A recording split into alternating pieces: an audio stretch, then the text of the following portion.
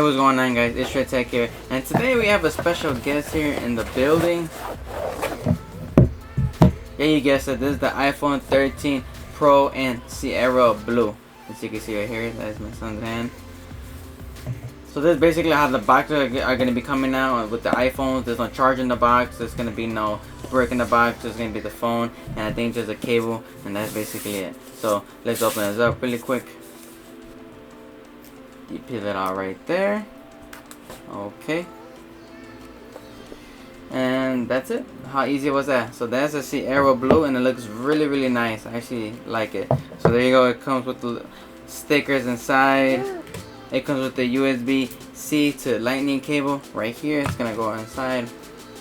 I'm just gonna put everything in the box really quick. Put that to the side. So peel this off. So here it is. I'm gonna compare it to my phone right now. So this is my phone right now, the iPhone 12, and it looks about the same. I'm not sure if it's a little bit wider than the 12. It seems like it on camera, but overall the color on this is very, very nice. I'm just trying to get some light on that.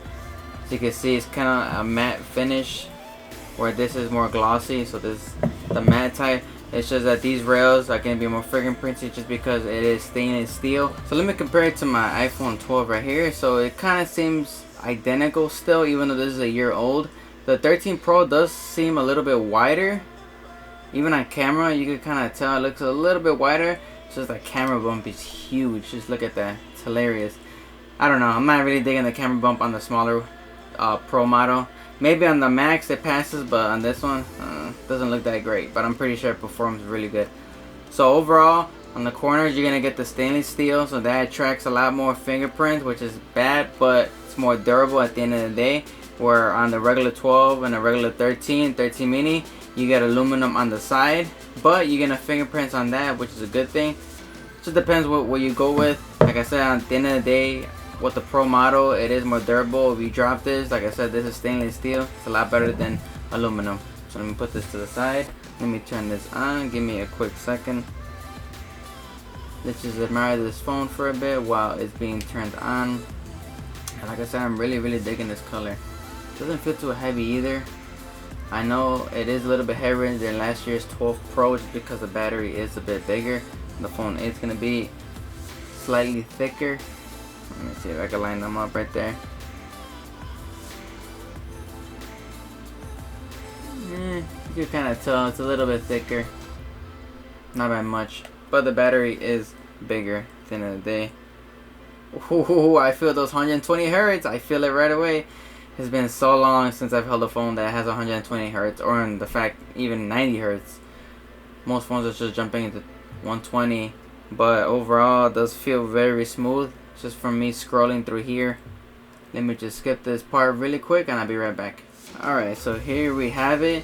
I know that on the camera you can't really tell the 120 hertz, but believe me, I really feel it right off the bat. So let me see if I can compare it to the iPhone 12 that's at 60 hertz right now. So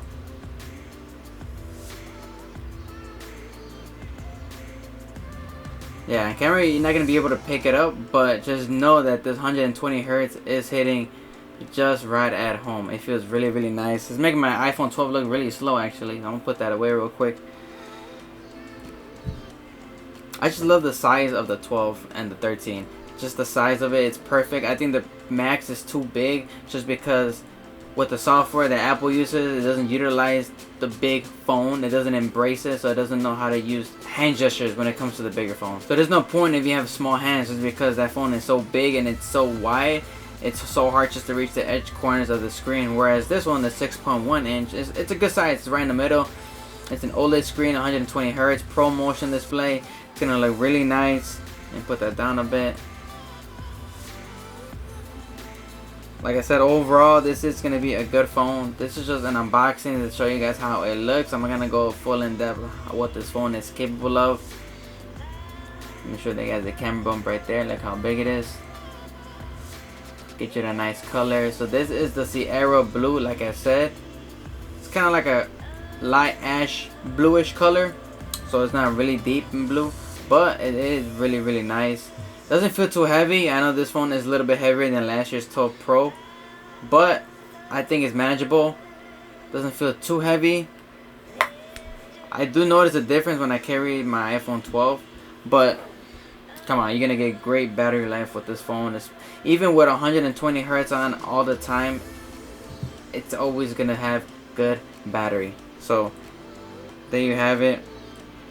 This phone is actually for my wife. I'm gonna let her set it up now. It was just a quick tutorial of the unboxing of the iPhone 13 Pro. So there you have it.